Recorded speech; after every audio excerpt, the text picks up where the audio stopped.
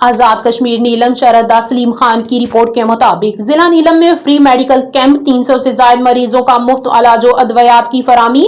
Jammu Kashmir united welfare wing जिला नीलम के जेर एहतमाम आज 16 जनवरी बरोज जुम्मा सुबह 10 बजे से दोपहर 3 बजे तक एक फ्री मेडिकल कैंप का इनेकाद किया गया। इस मेडिकल कैंप में दूर दराज इलाकों से आए हुए 300 से ज्यादा मरीजों का मुआयना किया गया, जबकि इन्हें फ्री अद्वियात फराहम की गई। मेडिकल कैंप में ब्लड प्रेशर, शुगर और ब्लड ग्रुपिंग के टेस्ट भी बिल्कुल मुफ्त किए गए।